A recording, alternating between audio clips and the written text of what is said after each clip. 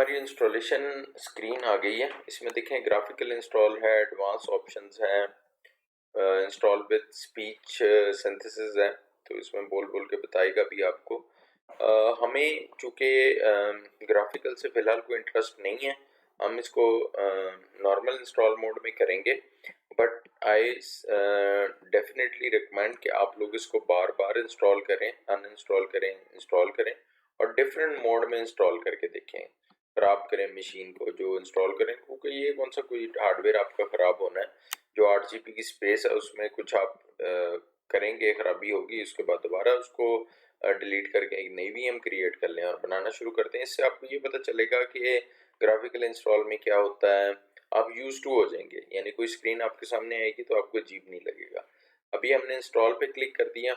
अच्छा, इंस्टॉल पे जैसे ही हमने दबाया, उसको किया, तो अब वो मुख्तलिफ चीज़ें पूछने लग गया। The guest OS support mouse pointer integration. ठीक है, वो कह रहा है कि अगर मैं चाहूँ तो मैं इस पर माउस भी यूज़ कर सकता हूँ, which is perfectly fine. But अभी मैं सिर्फ इंटरेस्टेड हूँ कीबोर्ड के थ्रू ही, क्योंकि मैं अगर अंदर क्लिक करूँगा तो ये माउस इसके अंदर चला जाएगा। माउस को बाहर लाने के लिए फिर मुझे कंट्रोल के साथ इसको बाहर लाना पड़ता है। अच्छा, अभी इंग्लिश हमने दबाया और यूनाइटेड स्टेट्स वो पूछ रहा है कि आपकी लोकेशन। यहाँ पे आप देख सकते हैं कि आपने लोकेशन क्या सिलेक्ट करनी है। By default United state is fine. Keyboard American English, that is fine again, क्योंकि हमने इसमें कुछ नहीं चेंज करना। हमारे कीबोर्ड नॉर्मली यही सपोर्ट करते हैं।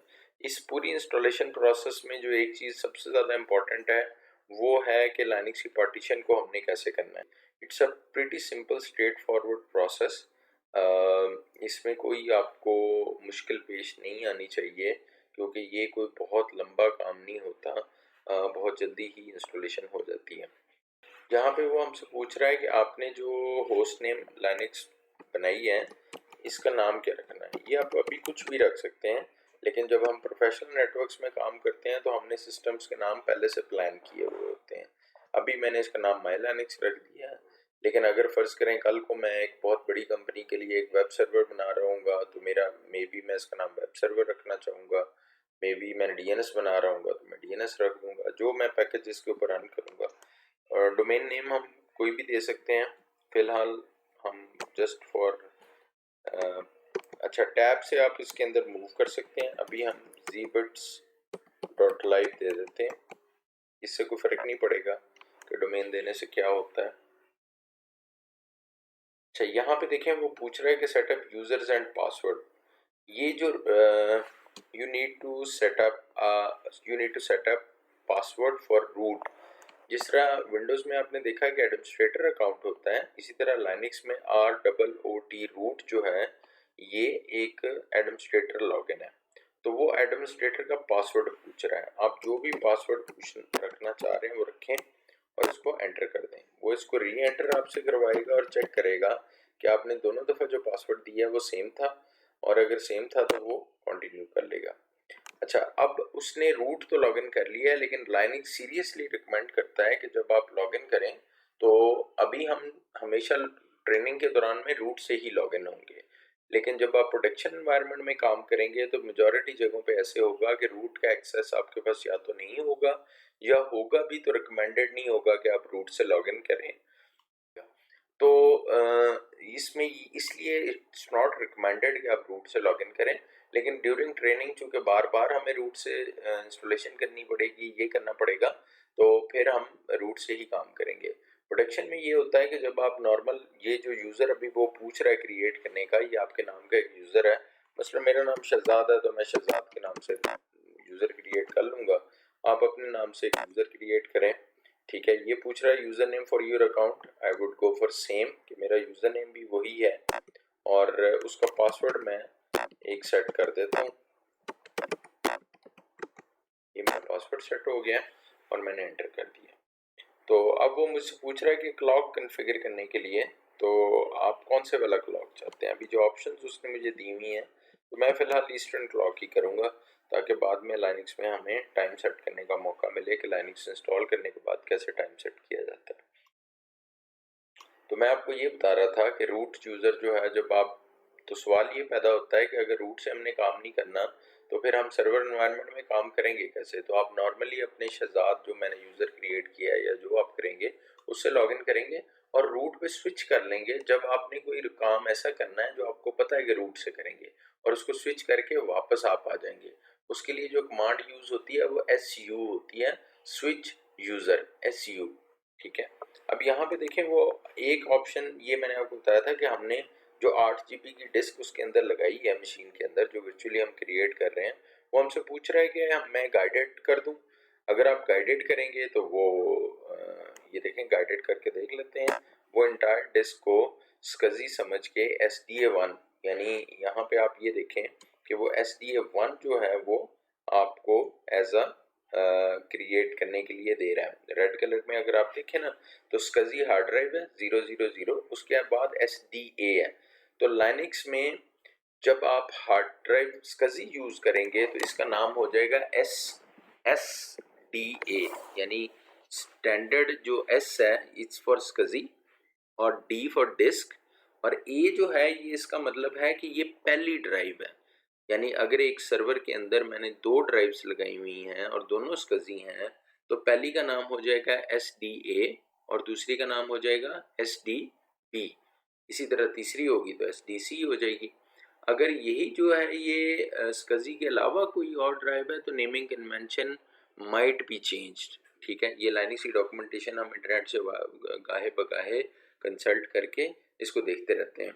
अच्छा, IDE भी हो सकती है, ठीक है, और उसको ये HDA HDB इसके नाम से डोनेट करता था, लेकिन अब चूंकि ज़्यादा SCSIs ही आती हैं तो अब IDE हार्ड ड्राइव्स आती नहीं है। लेकिन अगर आप लोगों के किसी के पास भी पुराने ज़माने की IDE लगी हुई है तो हो सकता है ये SDA की बजाय, यानी उस वक्त जब आप एक्चुअल ड्राइव पे इंस्टॉल करेंगे, अभी तो हम वर्चुअलाइज पे कर रहे हैं तो एक्चुअली ड्राइव तो नहीं है, नीचे तो हमने एक फाइल क्रिएट की हुई है 8 GB की जिसके थ्रू ये कर रहा है, बट SDA और SDB। अच्छा, इसमें अब ये मेरे पास ड्राइव नंबर 1 है, अगर मैं इसकी पार्टीशन करता हूँ और 2 पार्टीशंस बनाता हूँ तो उनके नाम क्या होंगे। तो अब वो पार्टीशन 1 और पार्टीशन 2 होगी, तो SDA जो है ये मेरे पास पहली ड्राइव हो गई, और पार्टीशन नंबर 1 को अगर मैंने डिनोट करना है तो उसका नाम हो जाएगा SDA1, और मैंने पार्टीशन 2 को डिनोट करना है तो मैं उसका नाम हो जाएगा SDA2। इसी तरह अगर मेरे पास दूसरी वाली हार्ड ड्राइव के ऊपर दूसरी वाली ड्राइव का नाम मुझे जानना है तो उसका नाम क्या होगा, SDB2। अब वो मुझे कह रहा है कि आपने गाइडेड पार्टीशन की ऑप्शन ली है तो आप पूरी 8 GB को, मतलब वो ऑप्शन ही कोई नहीं है मेरे पास, मैंने उसको कहा कि गाइडेड कर दो, उसने कहा ठीक है, हमने SCSI किया, उसने कहा कि सिलेक्टेड फॉर पार्टीशनिंग, यानी वो 8 GB की पे वो पार्टीशन करेगा। The disk can be partition using one of several different schemes, if you are unsure choose the first one. अच्छा, अब ये है क्या, वो कहता है all files in one partition recommended for new user. दूसरा क्या है कि separate slash home partition, separate slash ये। अच्छा, हम या तो ये करेंगे कि all files in one partition कर दें, ठीक है, क्योंकि ये जो स्कीम्स हैं ये मैं आपको अभी बताऊंगा दोबारा जब दूसरे वाला मेथड आपको सिखाऊंगा कि आपने जो पार्टीशन करना है वो कैसे करना है। तो अभी हम जो पार्टीशन करेंगे वो all files in one partition के थ्रू करते हैं, और वो क्या करेगा, वो एक पूरी फुल फ्लैज उसने हमारे पास ये देखें, उसने एक SCSI क्रिएट की, ठीक है, उसने 1 नंबर पे SDA1 यानी प्राइमरी पार्टीशन बनाई, उसको 1 नंबर दिया और उसका साइज उसने 8.2 GB सेट कर दिया। इसका जो आगे ext4 है that is a file system. Windows में नॉर्मली फाइल सिस्टम जो है वो अपने फैट और NTFS, ये दो फाइल सिस्टम, या FAT32 और NTFS, ये दो फाइल सिस्टम आपने देखे हैं जो विंडोज यूज करता है अपनी पार्टीशन के लिए। यानी जो आपकी हार्ड ड्राइव है विंडोज में, जब आप उस पर एक पार्टीशन करते हैं तो उस पर एक फाइल सिस्टम क्रिएट होता है। फाइल सिस्टम का मतलब क्या है कि उसमें एक टेबल होगा जिसमें ये इंडेक्सिंग पड़ी होगी, कौन सी फाइल मैंने हार्ड डिस्क की कुछ लोकेशन पे लिखनी है, उसका फॉर्मेट क्या होगा, जब मैंने डेटा राइट करना है तो किस फॉर्मेट में करना है, जब मैंने डेटा रीड करना है तो किस फॉर्मेट में करना है। तो ये जो सारी इन्फॉर्मेशन है इसको हम फाइल सिस्टम फॉर्मेट भी कहते हैं। तो ये जो फाइल सिस्टम है फैट या NTFS, ये विंडोज में होते हैं। लाइनक्स में जो बाय डिफॉल्ट यूज होता हुआ आ रहा है वो ext फाइल सिस्टम है। It is very fast, and very reliable file system. इसकी वजह से Linux overall server operating system के ऊपर यूज़ भी होता है। एंड बाय द वे जो विंडोज़ लेटेस्ट आई हैं वो तो कुछ लाइनक्स के फॉर्मेट रीड करने लग गई हैं, लेकिन विंडोज़ 2000 और विंडोज़ 2007 तक आई गेस बहुत सारी विंडोज़ लाइनक्स के फॉर्मेट रीड नहीं कर सकती थी। लेकिन लाइनक्स जो है वो अपने स्टार्ट ऑफ द डेज से ही विंडोज़ की तमाम फाइलें रीड भी कर लेता है और पार्टीशंस को माउंट भी कर लेता है। पार्टीशन माउंट करने का मतलब ये है कि पार्टीशंस को रीड कर लेना, यानी विंडोज़ के अंदर जब आप देखते हैं तो वो पार्टीशन आपको नज़र आ रही है, ये माउंट होके आपके ऑपरेटिंग सिस्टम के साथ कनेक्ट हुई है। अब जब मैं लाइनक्स बूट करूंगा तो मैं वहाँ से अगर चाहूँ कि मेरी विंडोज़ वाली पार्टीशन भी एक्सेस हो जाए तो I can manually move mount on that. तो या मैं यूएसबी लगाऊंगा तो हम उसको माउंट कर सकते हैं। लाइनक्स इसके लिए कमांड भी माउंट की यूज़ करता है MUNT, और इसके लिए टर्मिनोलॉजी भी जो है वो माउंट की यूज़ करता है। अच्छा, ये ext4 फाइल सिस्टम है, इससे पहले ext3 था। और ये हार्ड डिस्क का जो देखें जिस तरह कंप्यूटर हमारा विंडोज़ में माई कंप्यूटर से स्टार्ट हो रही है ना टॉप हायरार्की, आप माई कंप्यूटर में जाते हैं, उसमें जाके फिर आपकी या दिस पीसी में जाते हैं, उसके बाद आपकी ड्राइव्स आती हैं जिसमें सी ड्राइव है या डी ड्राइव है। इस तरह लाइनक्स में everything starts from forward slash. क्योंकि अभी अगर पिछली स्क्रीन पे आपने याद हो तो आपने देखा होगा कि वो पूछ रहा था कि स्लैश होम मैं अलग कर दूं, हमने कहा नहीं, हमें एक ही चाहिए। तो वो स्लैश जो है इट इज़ अ पाथ, ये आपको डिटेल से आगे समझ आ जाएगा। एक उसने 400 MB की स्वैप क्रिएट कर दी है, it's a memory file. Normally Linux में रूल ये होता था पुराने ज़माने में, या अभी भी सर्वर्स आप क्रिएट करेंगे तो स्वैप जो है वो आपको अच्छी तादाद मकदार में रख देनी चाहिए, यानी अच्छी क्वांटिटी आपकी अगर से for example 2 GB 4 GB swap हो जानी चाहिए। स्वैप करती क्या है, ये हार्ड डिस्क पे एक एरिया होता है जो रैम अगर आपकी फुल हो जाए, यानी हमने अपनी 5 GB आपको याद होगा कि मशीन जब क्रिएट की थी तो उसमें रैम इंस्टॉल की थी। अब अगर वो कोई सॉफ्टवेयर ऐसा है जो कि बहुत ज़्यादा रैम हंग्री है और वो रैम यूज़ करना शुरू करता है और कुछ और सॉफ्टवेयर को भी इस वक्त रैम चाहिए, तो लाइनक्स का जो कर्नल है जो रैम एलोकेट करता है, ये सारे हार्डवेयर को ऑपरेटिंग सिस्टम में मेनली एक चीज़ कर्नल ही होती है जो सब कुछ कंट्रोल कर रही होती है। तो इन दैट केस जो है वो किस किस को देगा। अब अगर यूटिलाइजेशन 5G से ज़्यादा होगी है तो यहाँ स्वैप कम्स इन हैंडी, ये स्वैप यूज़ होना शुरू हो जाएगी। फाइल की विंडोज़ में भी पेजिंग फाइल के नाम से आती है, लेकिन लाइनक्स में प्रॉपर इसका एक फंक्शन है स्वैप के नाम से, तो ये स्वैप के तौर पे यूज़ होता है। उसमें आर्जी तौर पे वो डेटा जो बहुत पुराना रैम में पड़ा था, किसी एप्लीकेशन ने एक्सेस नहीं किया, बट लाइनक्स को ये अभी तक कर्नल को बताया भी नहीं है कि इसको ड्रॉप कर दो, तो वो उसको स्वैप में मूव कर देगा ताकि जब दोबारा ज़रूरत है तो हार्ड डिस्क की बजाय स्वैप जो है वो ज़्यादा हैंडी है और रीड हो जाती है। तो ये इसने पार्टीशन कर दिया। जब मैं इसको अब मुझे और कुछ नहीं करना, मैं फिनिश पार्टीशन करूँगा and write changes to disk करूँगा तो मेरा काम ख़त्म हो जाएगा। लेकिन जिस तरह मैंने आपको बताया था कि हम इसके साथ साथ जो है वो गाइडेड पार्टीशन के अलावा भी एक तरीका देखेंगे। तो अभी हम फिनिश नहीं करते, हम गो बैक करते हैं और वापस उस स्क्रीन पे जाते हैं जिधर से हमने ये काम शुरू किया था। तो अभी देखें, हम जो है वो यहाँ ऊपर लैंग्वेज चूज़ करके यहाँ तक आ चुके हैं और पार्टीशन डिस्क में हमने कहा कि गो बैक, वो पूछ रहा है कि दोबारा जी। ये हमारे पास जो है वो जब हम गाइडेड पार्टीशन में जाते हैं तो आप ये देखें कि जब वो हमें ये दिखा रहा है ये स्पेस, मैं आपको इसको, जब हम पार्टीशन डिस्क में जाएंगे ठीक है, वो हमें दिखाएगा कि 8.6 GB स्पेस है। अब अगर हमने मैनुअल पार्टीशन करना है तो हम क्या करेंगे, हम गाइडेड की बजाय हम इसको सिलेक्ट कर लेंगे, इस कजी को। वो यहाँ पे कह रहा है कि मैं क्या तमाम पिछली पार्टीशन रिमूव कर दूँ, हम कह रहे हैं कि यस तुम रिमूव कर दो। जैसे ही हम ये कहेंगे आप यहाँ देखें कि वो PRI log 8.6 GB free space आ गई है। जैसे ही मैंने इसको एंटर किया है तो अब वो कह रहा है create a new partition, automatically partition free space, show cylinder header और सेक्टर इन्फॉर्मेशन। ये मैंने जिस तरह भी आपको बताया था कि फाइल सिस्टम होता है उसमें सिलेंडर हेड और सेक्टर यूज होते हैं, it's a separate discussion, but अभी हम फोकस करते हैं कि हमने एक नई पार्टीशन क्रिएट करनी है। वो कह रहा है कि नई पार्टीशन का साइज क्या रखना है। देखिए मैं इसको 4.4 GB के नाम से एक कर सकता हूँ, मैं इसको MB भी लिख सकता हूँ, यानी जो साइज मैंने सेलेक्ट करना है मैं इसको ऐसे भी कर सकता हूँ कि 4096 MB, सॉरी 4096, ठीक है, MB। तो इस तरह भी कर सकता हूँ, मैं इसको परसेंटेज भी दे सकता हूँ। तो मैं नेमिंग कन्वेंशन जो यूज़ करूँगा MB GB, तो उसके अकॉर्डिंगली वो उसके साइज को क्रिएट कर देगा।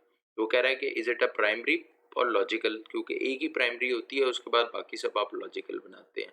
तो ये चूंकि हमारी पहली है और ये हमारी रूट पार्टीशन होगी, तो हम इसको प्राइमरी करते हैं, ठीक है। वो please choose whether you want to new partition to be created at the beginning, yes we want to create a beginning, क्योंकि इसी के ऊपर हमारा बूट रिकॉर्ड होगा और इसी पहली पार्टीशन से लाइनक्स ने स्टार्ट होना है, तो इसको बिगिनिंग पे ही होना चाहिए। अच्छा, अब वो हमें ये बता रहा है कि आप जो फाइल सिस्टम यूज़ करना चाह रहे हैं वो कौन सा है। जैसे मैंने आपको बताया था कि लाइनक्स के फाइल सिस्टम ext3, 4, 2 और ये मुख्तलिफ फाइल सिस्टम हैं, लेकिन ext4 जो है वो हमारा लेटेस्ट फाइल सिस्टम है, हम इसी के साथ जाएंगे। यहाँ वो माउंट पॉइंट पूछ रहा है। जैसे मैंने आप लोगों को बताया कि माउंट पॉइंट लाइनक्स में वो चीज़ है कि पार्टीशन का नाम हमने क्या रखना है। तो लाइनक्स में by default everything starts from slash, यानी यहाँ पे तो चूंकि आइकन्स नहीं होंगे, ब्लैक स्क्रीन होगी, आपने कमांड लाइन पे काम करना है। तो ये दुनिया में सिर्फ लाइनक्स के ऊपर नहीं, बल्कि बहुत सारे जूनिपर के राउटर, जूनिपर के, एरिक्सन के, रेडबैक के, हवावे के, टेलीकॉम में आपके पास बहुत सारा इक्विपमेंट आएगा जिसका फॉर्मेट या कमांड लाइन जो है वो लुक्स लाइक लाइनक्स ही होगी। इवन और तो और आपके घर में जो वायरलेस का राउटर लगा हुआ है ना, जिसके ऊपर इंटरनेट आप लोग यूज़ करते हैं, उसके अंदर भी लाइनक्स इंस्टॉल होती है और उसके ऊपर भी जो पाथ्स हैं वो इसी स्लैश से स्टार्ट होते हैं। तो ये माउंट पॉइंट जो है, ये स्लैश जो है, ये माई कंप्यूटर की तरह है। मसलन आपने यूज़र क्रिएट किया है वलीद, एग्जांपल के तौर पे बता रहा हूँ, ये शहजाद की एग्जांपल ले लें। तो उसके अंदर मैंने कोई फाइल सेव करनी है कि मैं अपनी होम डायरेक्टरी लाइनक्स पे देखूं। तो जिस तरह मेरी होम डायरेक्टरी विंडोज़ पे क्या बनती है, माई कंप्यूटर, उसमें सी पार्टीशन, उसके अंदर यूज़र्स होगा फोल्डर, उसमें शहजाद का फोल्डर होगा और उसमें डॉक्यूमेंट्स होंगे। तो आपका पाथ क्या बना, माई कंप्यूटर, सी पार्टीशन, उसके अंदर जो है वो यूज़र्स के अंदर शहजाद और उसके अंदर जो है वो मेरी फाइल या डॉक्यूमेंट्स। लेकिन लाइनक्स में वो क्या होगा, स्लैश, स्लैश के बाद होम, यानी slash home, slash HOME home, और स्लैश आगे यूज़र नेम शहजाद और स्लैश डॉक्यूमेंट्स। तो फॉरवर्ड स्लैश जो है ये टॉप से स्टार्ट हुआ है, तो उसके बाद आगे नाम आया, फिर फॉरवर्ड स्लैश है, फिर इस तरह। विंडोज़ में आपको याद होगा reverse slash, back and back slash use होता है। तो अगर सी आपने विंडोज़ के डॉस पे लिखा हो या कमांड लाइन पे कोई चीज़ लिखनी है CD करके, तो आप लिखते हैं कि CD C बैक स्लैश। लेकिन लाइनक्स में फॉरवर्ड स्लैश और फॉरवर्ड स्लैश ही इसकी रूट है। रूट का मतलब ये है कि रूट एक एडमिनिस्ट्रेटर का नाम भी है, और यहाँ पे रूट का मतलब ये है कि जैसे ट्री की एक रूट होती है और उससे सारी चीज़ें क्रिएट होती हैं, तो TLD कहते हैं इसको, टॉप लेवल डायरेक्टरी। तो आपकी लाइनक्स में टॉप लेवल जो पाथ है या डेस्टिनेशन है या डायरेक्टरी है वो स्लैश है। तो इसमें माउंट पॉइंट डिफ़ॉल्ट है। लेबल उसका वो कह रहा है कि अगर आप कोई रखना चाह रहे हैं तो आप रख सकते हैं, लेकिन इसकी बाय डिफ़ॉल्ट हमें कोई ज़रूरत नहीं होती, ये नाम ही है जस्ट। लेकिन एक्चुअल नाम जो है वो ये स्लैश ही यूज़ होना है। रिजर्व लॉग 5% है, वो उसकी टेबल की इंफॉर्मेशन राइट करने के लिए उसको चाहिए। टिपिकल यूज़ स्टैंडर्ड है, इसमें और ऑप्शंस भी हैं कि लार्ज फाइल सिस्टम अगर हमने यूज़ करना है, बट हमारी इस पर कोई रिक्वायरमेंट नहीं है और हम इसको डन कर देते हैं सेटिंग अप पार्टीशन। तो अब हमने ये 4 GB की एक बना ली और 4.5 GB फ्री स्पेस हमारे पास पड़ी हुई है। अच्छा, ये जो 4.5 GB है, ये हम क्या करेंगे, तो इससे हम कोई दूसरी पार्टीशन क्रिएट कर लेते हैं। जैसे कि हम कहते हैं कि /USR, लाइनक्स में एक पार्टीशन होती है /USR। स्लैश तो हमने पहले ही देख लिया कि वो तो होना ही होना है। अब इसलिए जब मैं बोलूँगा तो मैं हमेशा टॉप से बोलूँगा, /USR, /local, /lib, /binary, /system binaries। तो अब हम /USR क्रिएट करेंगे। उसने बाय डिफ़ॉल्ट कहा हुआ है कि आपके पास 4.5 GB है। मैंने कहा हाँ जी, मुझे ये सारी की सारी चाहिए। और अब लॉजिकल, और उसने ऑटोमेटिकली सिलेक्ट कर लिया है because primary is already created. तो दो प्राइमरी की लॉजिक कोई नहीं है, आप दूसरी लॉजिकल क्रिएट करेंगे। उसमें वो मुझसे पूछ रहा है कि इसका माउंट पॉइंट क्या रखना है। By default he is suggesting कि /home रख लें, बट मैं इसको /USR की तरफ लेने के, ये मेरे पास ऑप्शंस हैं, आई कैन डू इट, या मैं I can manually enter whatever name I want to have. तो मैं इसको कोई और भी रख सकता हूँ, कोई नई भी क्रिएट कर सकता हूँ, लेकिन हम चूंकि सिर्फ टेस्टिंग पर्पस के लिए कर रहे हैं तो मेरी रिकमेंडेशन ये है कि आप एक दफ़ा लाइनक्स इस तरह देखें और इसको खेलें इसके साथ, और फिर दोबारा इंस्टॉल करके 8 GB की पूरी लाइनक्स एक ही पे बना लें, जो गाइडेड पार्टीशन में हमने सीखा था। ये टेस्टिंग करने के लिए अच्छा है कि 2 पार्टीशंस आपके पास हों और आप पार्टीशन को अच्छी तरह खेल सकें। लेकिन नॉर्मली इससे क्या होगा, जब आप इंस्टॉल करेंगे और आपको स्पेस चाहिए होगी तो स्पेस अब आधी आधी हो गई है, 4 GB उधर चली गई है, 4 GB इधर। तो किसी वक्त ऐसा हो सकता है कि सॉफ्टवेयर आपको कुछ इंस्टॉल करने पड़े और दोनों में से कोई एक पार्टीशन जो है वो स्पेस कम होने की वजह से आपको इनकार कर दे।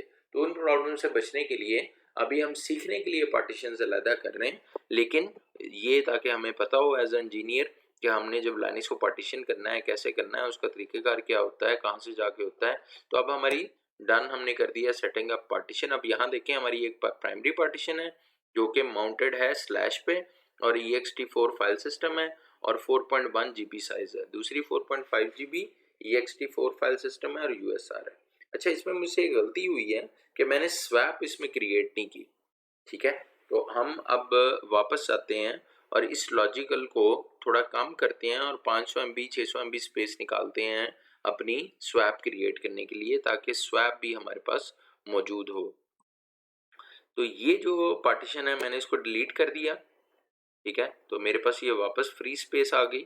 अब मैंने इसको जाके कहा कि मुझे क्रिएट करनी है न्यू पार्टीशन, और ये न्यू पार्टीशन कौन सी होगी, ये 500 MB की एक स्वैप होगी। 500 MB मैंने सेलेक्ट किया, लॉजिकल पार्टीशन सेलेक्ट की, वो कहता है बिगिनिंग पे करनी है एंड पे करनी है, मैंने कहा बिगिनिंग पे कर दो। तो अब वो मुझसे पूछ रहा है कि इसमें फाइल सिस्टम कौन सा है, तो मैं इसमें से फाइल सिस्टम जो सिलेक्ट करूँगा वो होगा स्वैप एरिया। ये देखें फैट, और जो मैंने बताया था विंडोज़ के, वो ये फाइल सिस्टम रीड कर सकता है। बट अभी हमारा जो टॉपिक है वो स्वैप एरिया, तो हमने स्वैप क्रिएट कर दी। अब देखें वो ऑटोमेटिकली उसने उसको एडजस्ट कर दिया है कि चूंकि ये स्वैप है तो इसके लिए अब माउंट पॉइंट भी वो डिसाइड कर लेगा और बाकी चीज़ें भी कर लेगा। अच्छा जी, अब हमारे पास फ्री स्पेस रह गई 4.0 GB। इसको हम /USR एक न्यू पार्टीशन के नाम से क्रिएट कर देते हैं। हमने वही पार्टीशन का साइज सेलेक्ट कर लिया जो उसने कहा था, लॉजिकल कर लिया, और हमने कहा कि मैनुअल हम जो है ना वो एंटर कर देंगे मैनुअली।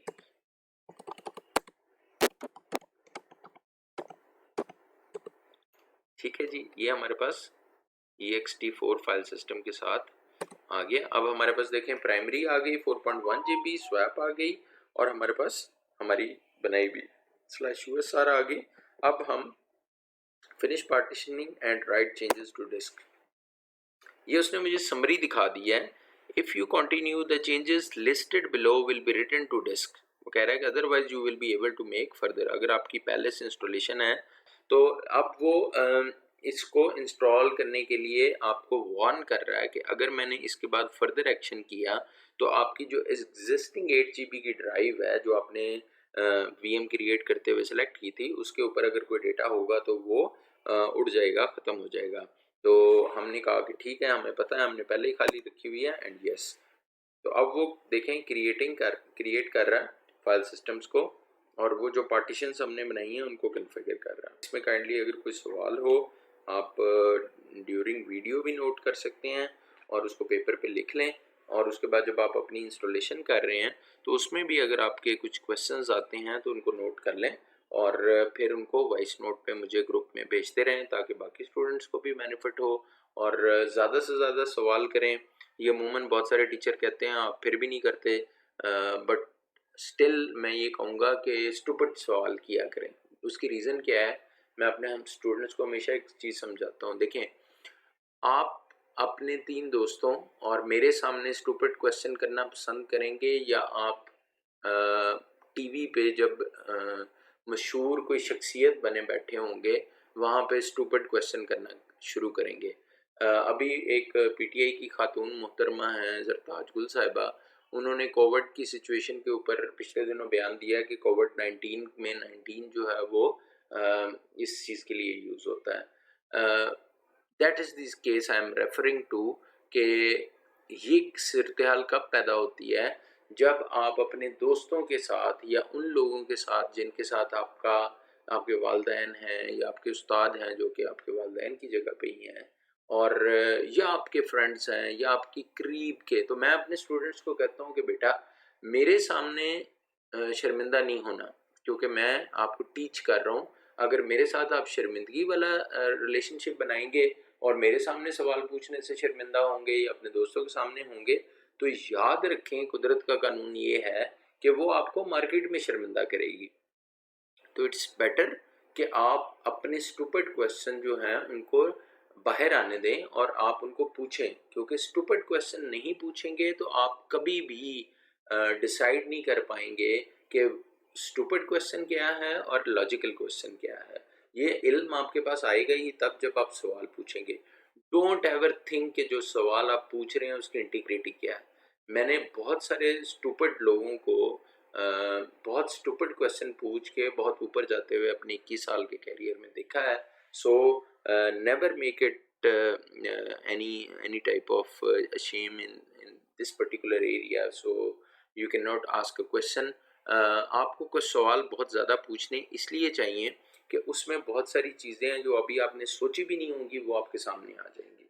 सो हमारी नेक्स्ट स्क्रीन आ गई। तो कह रहा है यूर इंस्टॉलेशन CD और DVD has been scan, its label is this, you now have the option to scan additional CDs। वो कह रहा है कि अगर आपके पास जब लाइनक्स आप इंस्टॉल करते हैं तो ये 4 या 8 CDs पे भी आती है कभी कभार, नॉर्मली ये 2 CDs पे होती है। तो वो आपको बताना चाहता है कि आप लाइनक्स को अभी से बता सकते हैं कि मेरे पास मल्टीपल CDs हैं, लेकिन चूंकि हमारे पास मल्टीपल CDs नहीं हैं, हमने जो डाउनलोड किया हुआ है वो एक ही है, तो हम उसको बताते हैं कि नहीं, हमारे पास कोई एडिशनल CD नहीं है स्कैन करने के लिए, and we are okay with that. ये हमारी स्क्रीन आ गई, देखें, जिसमें वो सिलेक्ट एंड इंस्टॉल सॉफ्टवेयर की स्क्रीन है। ये वो यहाँ पे हमें तमाम फाइल्स को रिट्रीव करेगा और बताएगा, फिर हमें कहेगा कि आप इसमें से सिलेक्ट कर लें कि कौन कौन से सॉफ्टवेयर आपने इंस्टॉल करने हैं। तो अभी हम कोशिश ये करेंगे कि मिनिमम करें। मैंने 99 में जब अपना करियर स्टार्ट किया ना, तो मुझे 1500 रुपये, मेरी 1980 रुपये तनख्वाह थी पहली। उस तनख्वाह में से 1500 रुपये में मैंने एक टूटा फूटा जो है वो मदरबोर्ड और एक टूटी फूटी चेसी ख़रीदी, जिसमें कंप्यूटर बना के मैंने इंस्टॉल किया उसको, और मैंने 100 से ज़्यादा मरतबा उस पर लाइनक्स इंस्टॉल की। ये बात है 99 की। तो आप लोगों को भी ये चाहिए कि जितनी दफ़ा आप डिफरेंट तरीके से लाइनक्स इंस्टॉल करना चाहेंगे वो करें। ये हमारे पास एक मैसेज है, configuring popularity contest, this system में anonymously supply the distribution development with starts. यानी ये हर बंदा पूछता है, चूँकि प्राइवेसी पॉलिसीज़ हैं, तो वो कह रहा है कि participate in package users survey, yes. Next is that screen, actually वो कह रहा है कि आप क्या क्या इंस्टॉल करना चाह रहे हैं। देखिए, दिस इज़ दी लाइनक्स जो हम इंजॉय करते हैं, जिसको हमेशा, इसमें ये जीनोम इस ग्राफिकल यूज़र, एक्सफेस ग्राफिकल है, AKD इसका ग्राफिकल है। विंडोज़ में तो एक ही डेस्कटॉप होता है ना, एक ही तरह का, तो लाइनक्स में डिफरेंट तरह के होते हैं। आप KDE के नाम से डेस्कटॉप इन्वायरमेंट आता है, वो आप अगर गूगल पे जाके सर्च करेंगे तो आपको उसकी लुक एंड फील आ जाएगी कि KDE जो लाइनक्स का डेस्कटॉप है वो किस तरह का लगता है। जीनोम डिफ़ॉल्ट वाला होता है, एक्सफेस है, सिनेनम बहुत खूबसूरत अभी नया बनाया है इन्होंने, मेट है, LXDE है। ये वेब सर्वर जो है, ये अपाची वेब सर्वर इसको कहते हैं। ये लाइनक्स में, दुनिया में मैंने आपको बताया था कि होस्टिंग होती है और लाइनक्स के ऊपर ही होती है, तो वेब सर्वर उसमें यूज़ होता है। अभी हम इसको नहीं करेंगे।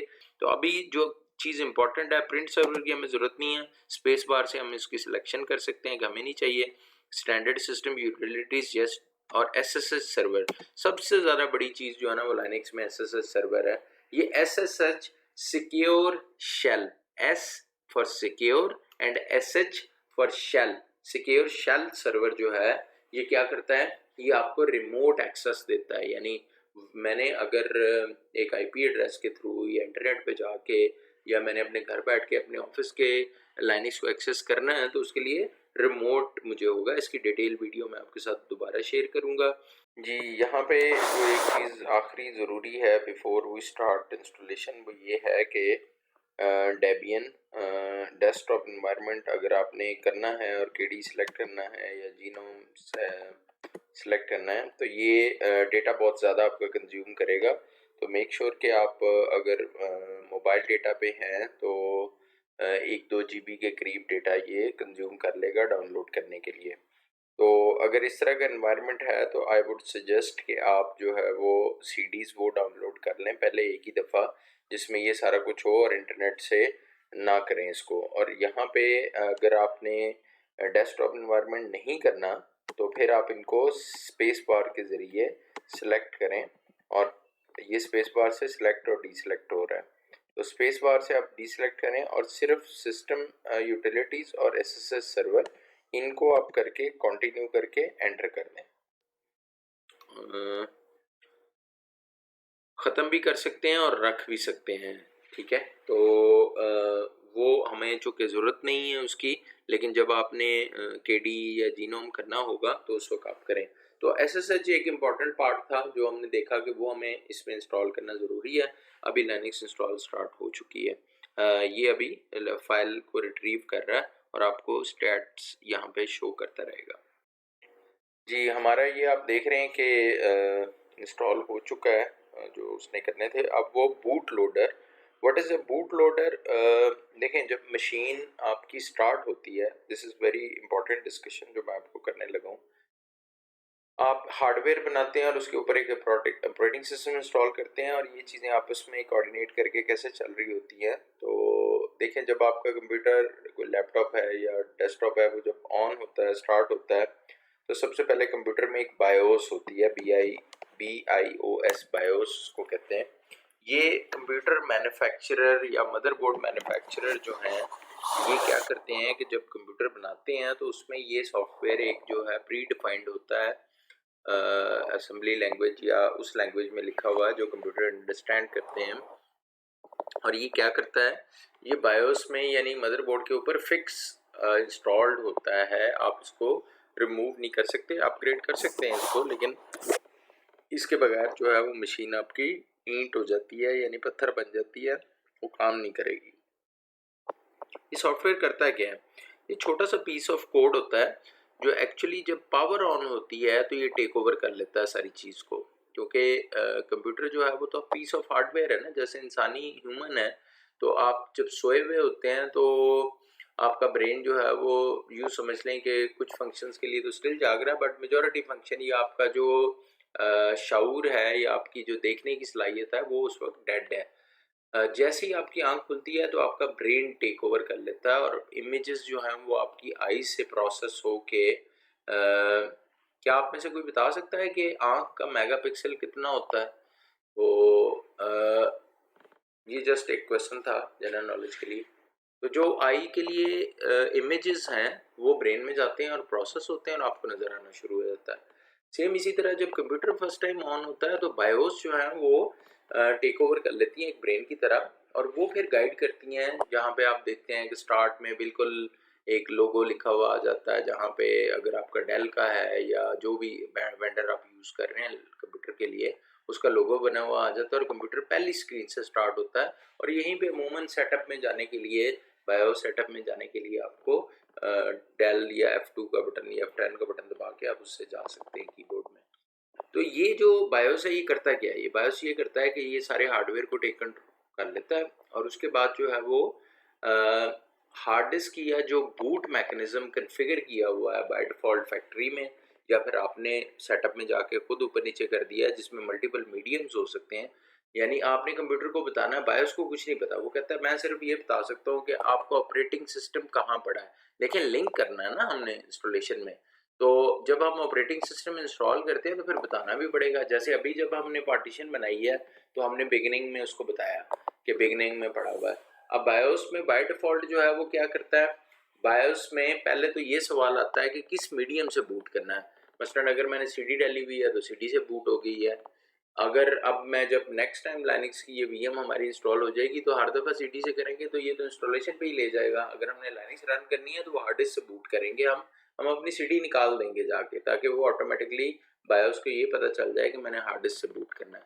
फिर इसी तरह यूएसबी हो सकती है, फिर इसी तरह नेटवर्क बूट हो सकता है।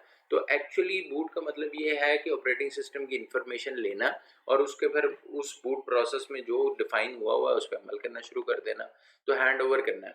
तो बायोस क्या करेगी कि सबसे पहले ये देखेगी कि आपने प्राइमरी मीडियम क्या सिलेक्ट किया हुआ है, बायोस बूट करना कहाँ से है। मसलन आप कहते हैं मैंने सीडी से करना है या डिस्क से।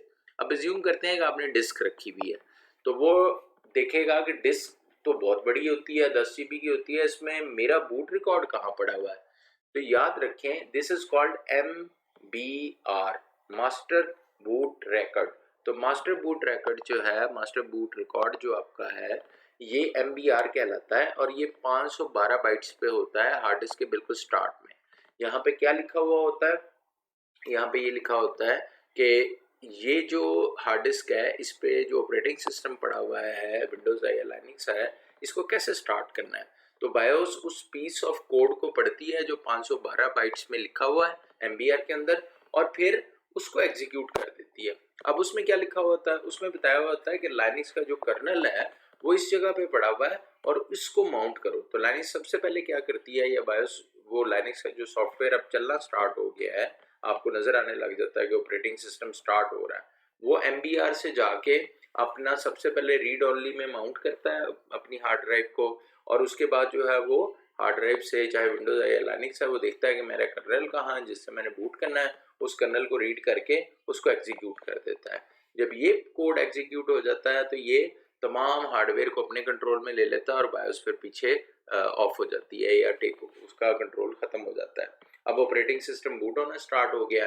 अब उसने रीड ओनली माउंट किया था, फिर वो हार्ड डिस्क को रीड राइट में माउंट करता है और फिर सारे ड्राइवर्स वगैरह देखता है कि नेटवर्क कार्ड के ये हैं, डिस्प्ले के ये हैं, माउस इधर लगा हुआ है, और इन सारी चीज़ों को अपने कब्जे में करके रैम वगैरह, प्रोसेसर वगैरह को आपको इंटरफेस में ले जाता है, जो कि विंडोज़ के केस में ग्राफिकल यूज़र इंटरफेस होता है जो डेस्कटॉप बेस है, और लाइनक्स के केस में वो शेल होता है। यूज़र इंटरफेस क्या होता है लाइनक्स के केस में, शेल उसको कहते हैं हम। तो वो शेल है जो CLI या कमांड लाइन इंटरफेस, CLI वो शेल में है, तो आप करते हैं। वो कहते हैं it seems that this new installation is the only operating system on this computer, if so it should be safe to install the GRUB boot loader to the master boot record of your first hard drive. तो हम yes करेंगे, तो हम इसको install करेंगे। अब हमारा boot loader install हो जाएगा और हमारी जो लाइनक्स है ये बूटेबल हो जाएगी। अब हम डिस्क से बूट करेंगे तो ये बूट करना शुरू कर देंगे। जी फाइनली हमारी इंस्टॉलेशन हो चुकी है। ये देखें हमारे पास जो है वो फिनिश द इंस्टॉलेशन की इंस्टॉलेशन कंप्लीट और सक्सेसफुल आ गया है, इसमें कोई एरर नहीं है, कोई नहीं है। तो अब हम कंटिन्यू करेंगे। जब हम कंटिन्यू करेंगे तो लाइनक्स ऑटोमेटिकली बूट कर लेगी। फर्स्ट टाइम के लिए इसको पता है, तो ये जब रीबूट होगी तो ऑटोमेटिकली डिस्क से बूट कर जाएगी। ये देखें जी, यहाँ से हमने रीबूट किया है, तो अब हमारे पास जो है वो रीबूट होने के बाद लाइनक्स लॉगिन कर रही है। और अगर आपने ग्राफिकल में नहीं किया हुआ इसको और CLI में किया हुआ है तो ये आपको इस स्क्रीन पर ला के आपको दिखा देगा। तो अब हमने वो यूज़र दी है जो मैंने बताया था कि रूट भी है और शहजाद भी है। पहले मैं आपको रूट से लॉगिन करके दिखाता हूँ कि जो रूट का मैंने पासवर्ड सेट किया था। तो ये हमारी शेल स्क्रीन आ गई और लाइनक्स लॉगिन है। एग्जिट से मैं बाहर निकल जाऊँगा और लॉगिन में शहजाद जो मैंने यूज़र क्रिएट किया था, या आप लोगों ने जो भी यूज़र क्रिएट किया होगा उसके थ्रू आप ये कर सकते हैं। तो अभी हम चुके फॉर ट्रेनिंग रूट पे ही रहेंगे और ये हमारी लाइनक्स इंस्टॉल हो गई है। और PS अच्छा लाइनक्स में कुछ चीज़ें मैन, अच्छा इसमें जो मैन है ये जेंडर मैन नहीं है, इट इज़ फॉर यानी मैन या वोमेन नहीं है ये, it is man for manual. What manual page do you want, यानी जब हम मैन की कमांड देते हैं तो मैनुअल ये हेल्प है एक तरह की ना, कि आप हेल्प ले सकते हैं। तो लाइनक्स की हेल्प अपनी भी अवेलेबल है जिसमें वो सारी कमांड्स लिस्ट कर देता है, लेकिन आप मैन के ज़रिए भी हेल्प ले सकते हैं। मसलन मैं कहता हूँ कि ये कमांड है, मुझे नहीं पता ये क्या करती है, ये PS कमांड है, तो मैन मुझे इसका दिखाए ज़रा वो क्या करती है। तो वो कहता है PS report a snapshot of current processes, यानी जो लाइनक्स मशीन पे आपने स्टार्ट किया लाइनक्स, उस पर कौन कौन से प्रोसेस चल रहे हैं। PS इज प्रोसेस शो, आप इसको इस तरह याद रख सकते हैं। अच्छा, यहाँ पे अगर आप देखें तो नीचे डिस्क्रिप्शन में उसने डिटेल इंग्लिश दी हुई है और मैन हमेशा इसी में नेम, सिनॉप्सिस, डिस्क्रिप्शन और उसके बाद यहाँ स्विचेस आ जाते हैं, एग्जांपल्स भी और स्विचेस भी। यानी पीएस के बाद आपने क्या देना है। ये जो माइनस ई दिया हुआ ना यहाँ पे, या माइनस ई एफ है या इस तरह की कोई चीज़ आपको नज़र आ रही है, तो these are called switches. PS command है और इसके स्विच है। अब देखें पीएस माइनस, मैं पीएस करता हूँ, उसने मुझे कहा ये 3 लॉगिन बैश और पीएस ये 3 प्रोसेस चल रहे हैं। ये पीआईडी जो है ये प्रोसेस आईडी है 849। टीटीवाई जो है ये लाइनिक्स में कॉन्सेप्ट है कि जो शेल है उसको किससे आपने डिनोट किया है, तो ये पहली टीटीवाई पे है, पहला होगा, दूसरा आएगा टीटीवाई 2 पे चला जाएगा। टाइम कब से है और इसकी कमांड उसने लास्ट टाइम पे क्या दी हुई है, तो लॉगिन एक बैक एंड सिस्टम कमांड है कि एक बंदा लॉगिन हुआ हुआ। लेकिन अगर मैं ps माइनस ए करता हूँ तो फिर क्या होगा। ऊपर देखिए मैंने सिर्फ ps दिया था, ps माइनस ए करके मैंने एंटर किया है तो वही हुआ। अच्छा, उसके बाद मैंने कहा कि ps माइनस ए और इसके साथ u भी लगा देता हूँ। माइनस ए का मतलब होता है ऑल और u का मतलब है यूजर, यानी तो वो प्रोसेसेस मुझे दिखा दो जो तमाम यूजर से चल रहे हैं। तो उसने कहा कि तमाम यूजर से जो प्रोसेसेस चल रहे हैं वो आपके देखने वाले वो रूट वाले ये हैं, ये रूट से चल रहे हैं। ठीक हो गया, ऑलराइट। अच्छा, मैं कहता हूँ इसको W और X भी लगा दो। अब देखें, अब कंप्लीट मेरे पास फुल एक रिपोर्ट आ गई है कि जो एक्चुअल में एंड टू एंड आ रही है। इसका टॉप मैंने देखना है तो ये चूंकि ऊपर चला गया और मुझे पेज करके देखना है, तो लाइनिक्स में ये जो साइन है ना इसको कहते हैं pipe sign. PS space minus AUWX के बाद ये है पाइप साइन। पाइप साइन के बाद मैंने दे दिया मोर, यानी ये क्या करेगा कि जो आउटपुट है उसको एक पाइप में डाल देगा और पाइप की दूसरी साइड पे हमने क्या लगा दिया है, एक एप्लीकेशन है जिसका नाम है मोर, या एक कमांड है जिसका नाम है मोर। मोर और लेस दोनों ही कमांड है, मोर भी यूज कर सकते हैं, लेस भी यूज कर सकते हैं। इसका मतलब ये है कि एक पेज दिखाओ और फिर वेट करो। ये देखें अभी मैंने एंटर किया ना तो उसने एक पेज मुझे टॉप से दिखाया है और उसके बाद उसने वो मोर पे आके रुक गया है कि मोर दिखाने के लिए स्पेस बार प्रेस करो। अभी हम देखते हैं कि टॉप पे क्या आ रहा है, user, PID, percentage CPU, percentage memory, VSSC, RSS, TTY, start start time और कमांड। देखें वो कह रहा है कि रूट से PID 1 के साथ जो CPU परसेंटेज 0.6% इस वक्त ले रहा है प्रोसेस, वो कौन सा है, वो स्लैश एस बिन के अंदर स्लैश इनिट है। स्लैश एस बिन के अंदर स्लैश इनिट जो है ना ये इनिशियलाइजेशन का पहला प्रोसेस है और यही लाइनक्स कर्नल को एग्जीक्यूट करके चला रहा होता है और ये एक्चुअल में सारे मशीन को इसने टेक ओवर किया होता है। तो इनिशियलाइजेशन प्रोसेस यही होगा, ये हमेशा इसकी PID 1 होती है, बाकियों की प्रोसेस ID है PID।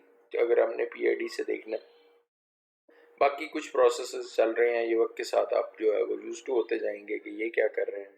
और लेफ्ट साइड पे जो यूजर है जिसने इसको रन किया हुआ है, चूंकि एडमिनिस्ट्रेटर ने रन किया है, रूट इसका एडमिनिस्ट्रेटर होता है तो आपको रूट लिखा हुआ नजर आ रहा है। अच्छा, आप मोर करते हैं तो देखें वो सारा कुछ अगली आपको कुछ और प्रोसेस नज़र आ रहे हैं, इनके बारे में आप चाहें तो पढ़ सकते हैं, हम इनको बहुत ज़्यादा डिस्कशन करेंगे। अब मैं ये देखना चाह रहा हूँ कि मेरी ये जो लाइनक्स है ये भी इंटरनेट से कनेक्टेड है कि नहीं।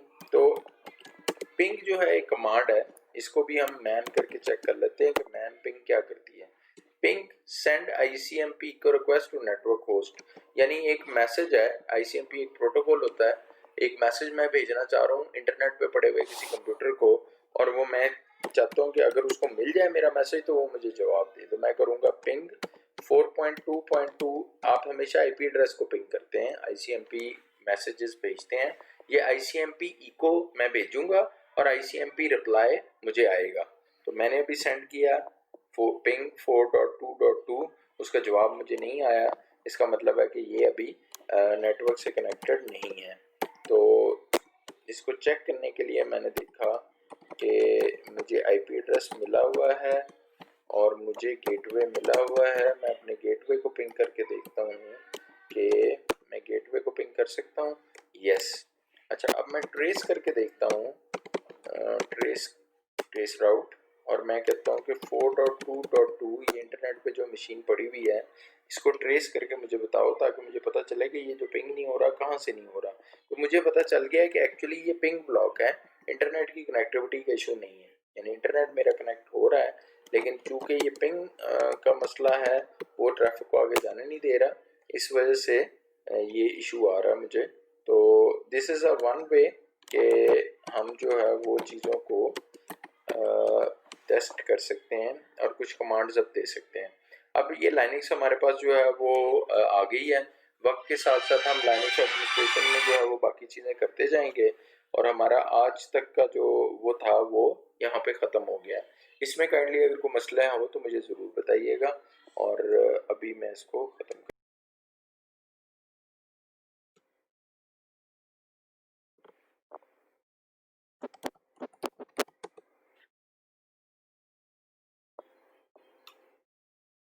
उन लोगों के लिए जो ग्राफिकल सिस्टम करना चाह रहे हैं उनके लिए ये एक इंटरेस्टिंग सिचुएशन है।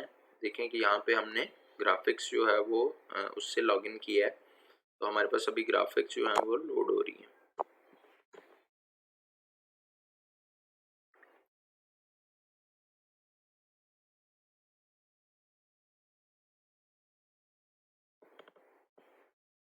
लाइनक्स की ग्राफिक बाय द वे थोड़ी स्लो होती हैं विंडोज़ की निस्बत, और स्पेशली इस केस में ज़्यादा ही स्लो हैं क्योंकि ये वो है आपकी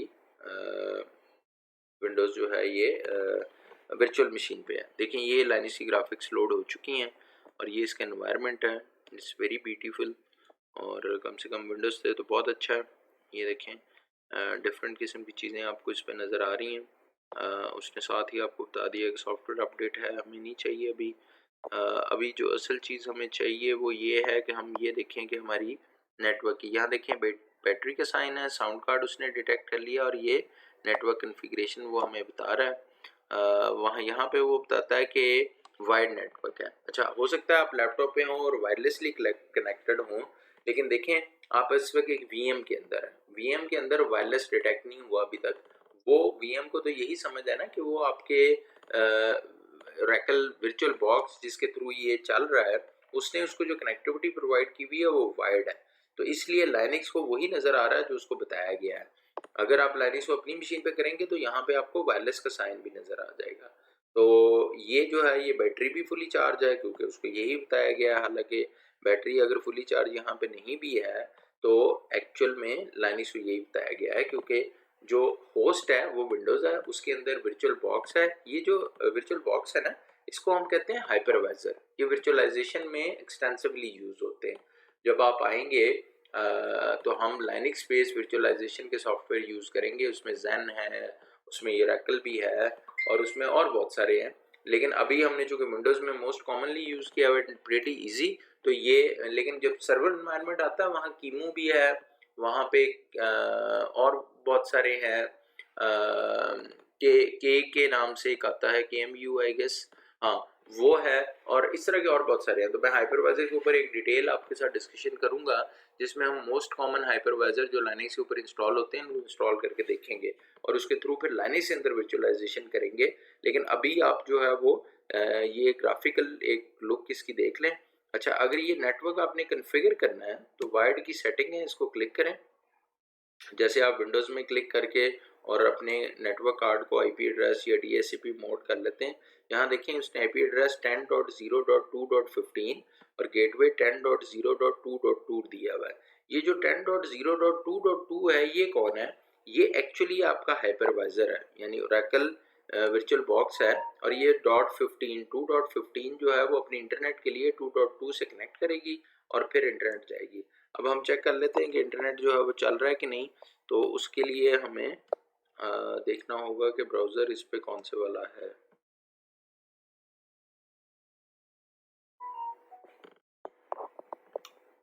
देखें ये हमारे पास फायरफॉक्स बाय डिफ़ॉल्ट एक ब्राउज़र आता है इस पे।